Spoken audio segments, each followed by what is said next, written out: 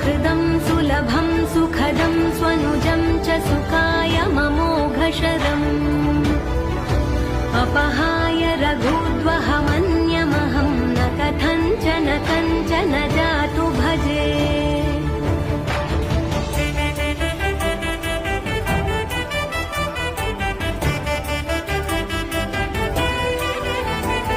विना वेङ्कटेशं ननाथो ननाथः सदा वेङ्कटेशं स्मरामि स्मरामि।